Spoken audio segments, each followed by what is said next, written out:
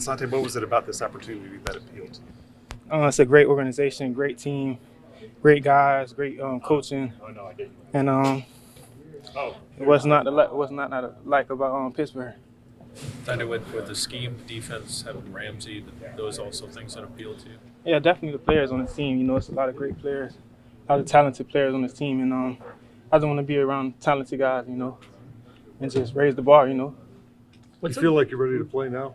Yes, sir.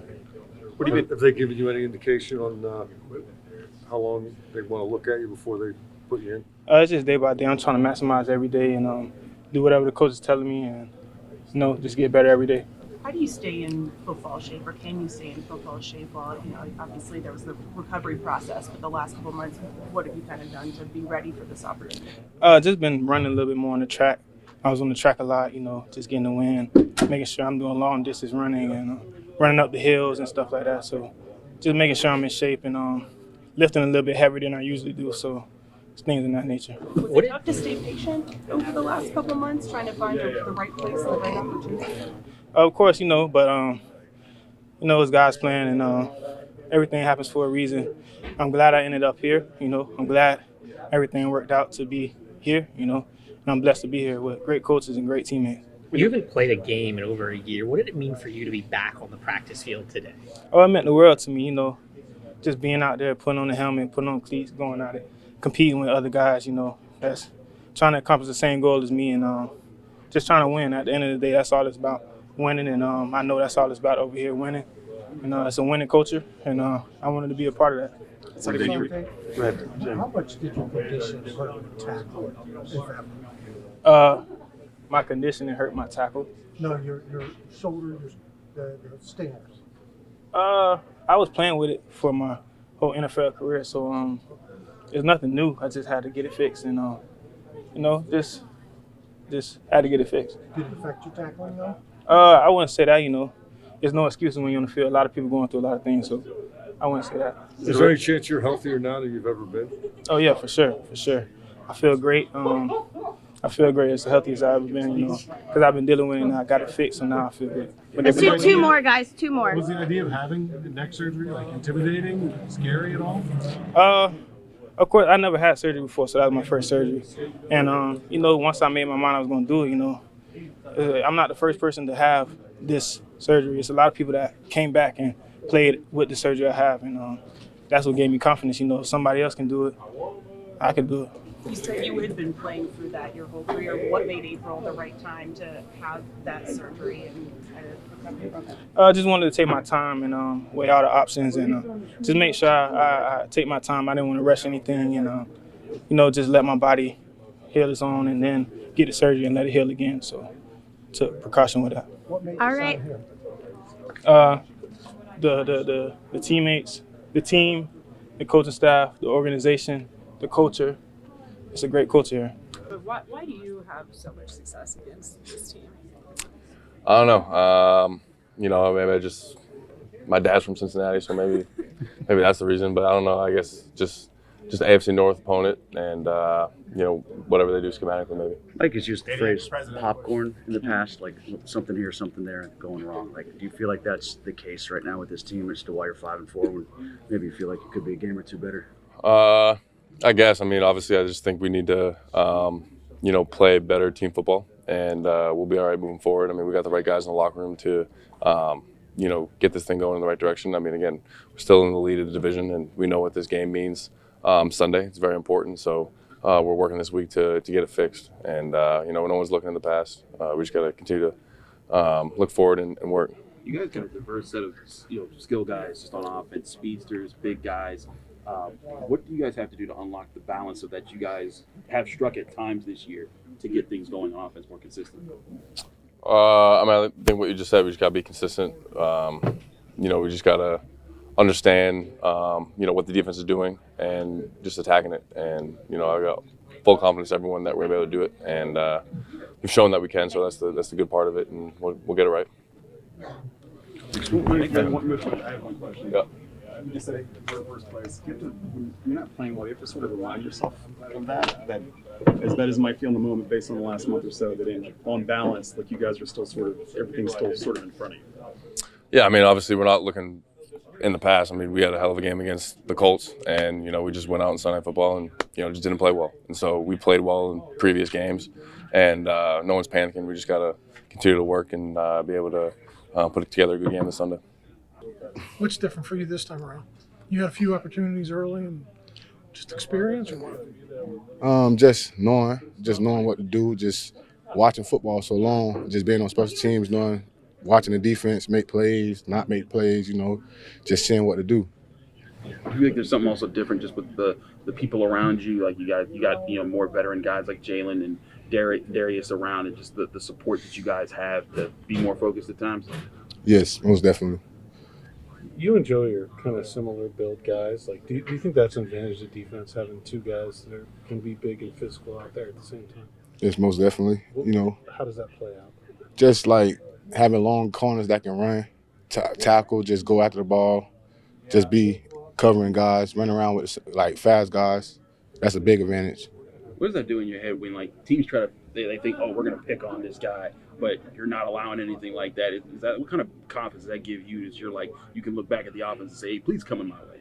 Just football, just being humble, just stay humble and just keep the same energy just throughout the game. Just have that mentality, just like it's coming your way.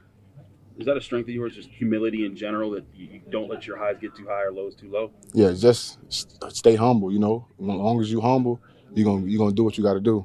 When did you figure out that special teams was going to be your ticket to staying in the league this long? I didn't know what, because nothing's guaranteed, I seen guys play good at special teams, nothing's guaranteed.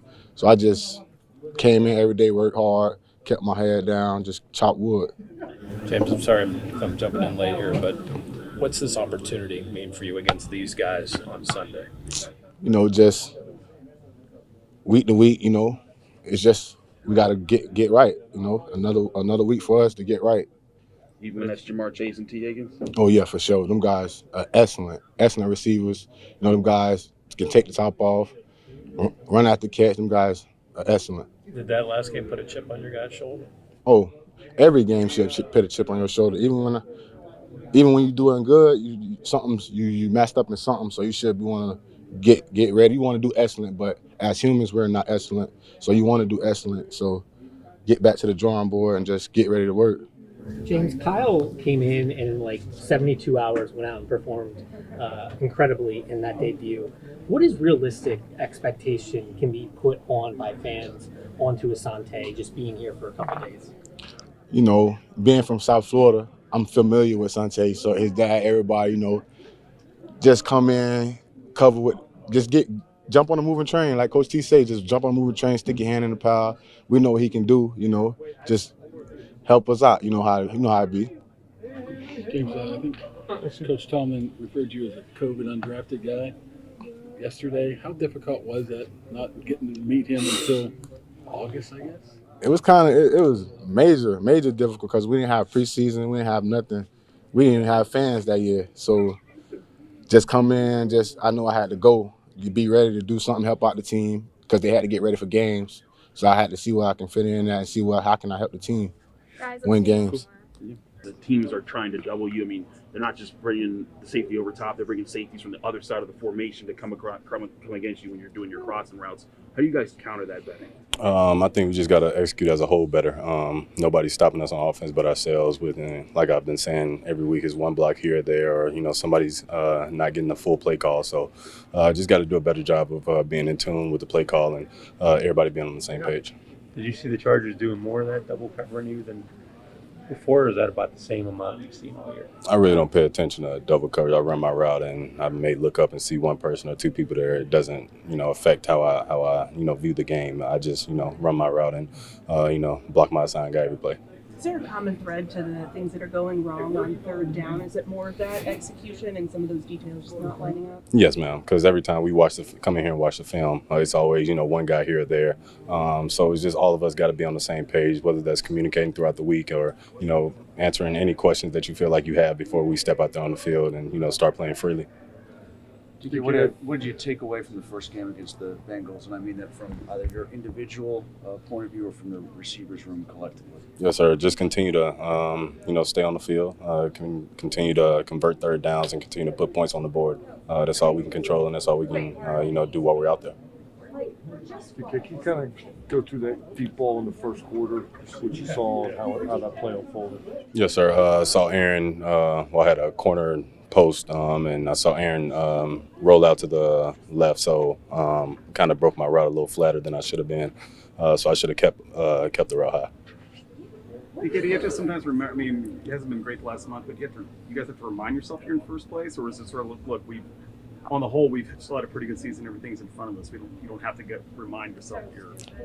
I think with the standard that we set for ourselves, that it feels a lot worse when we lose, than expected. So just staying in here, not listening to any outside noise, continue to have each other's back, and like I said, man, when we go out there and execute, nobody can stop us, on offense, defense, special teams. So just keep hammering that home that, this is all we got, this is all we need, and just execute the plays that's called. Aaron's talked a lot about not riding the roller coaster after these losses. How do you feel like you guys as a locker room are managing that? I think a lot of the vets have that mentality. I think a lot of the young guys think like it's the end of the world after you lose, which is very, very acceptable because you want those type of competitors in your locker room. But also it's a long season. We got 17 games now, but I think we just hit the halfway point. So just continuing to get on the right track from this point forward.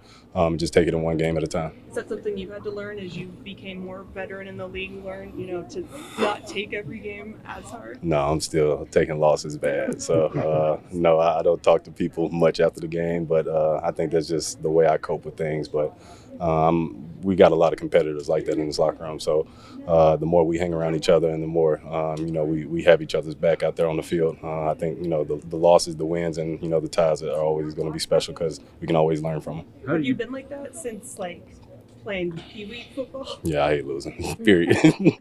I hate losing. How do you pick up a teammate when you, as a leader, when you see someone just feeling it because we're down right now, and you try to say, hey, let's get back in it? I think one of the biggest things is not pressing too hard because once you start losing, you try to start doing stuff that's out of the norm or out of your control, and that's when stuff starts to spiral. So just staying in the framework of who you are as a person, who you are as a player, just continuing to do your job because the hard work is going to pay off. The teams that do everything the right way and execute every play and live every play with a life of its own, those are the teams that get rewarded in the end. DK, I know this is a little bit premature, but you guys have the Bears next week. Your dad played for the Bears for so many years. Have there been some family conversations about that matchup? Any little trash talk going on? Nah, okay, we got the Bengals this week. You can ask me that shit next week, though. DK, their corner Turner, what do you expect from him? You played against him a little bit last time out. What did you kind of take away from the matchup with him? Yes, sir. He's a good player. Looking forward to our matchup on Sunday, and I know he's been in the lab working since the last time we played each other, and so have I. So looking forward to lining up against him. Hopefully, he can follow me the whole game like he did last game, and looking forward to that matchup. Aaron talked about the importance of guys consistently getting open across the board.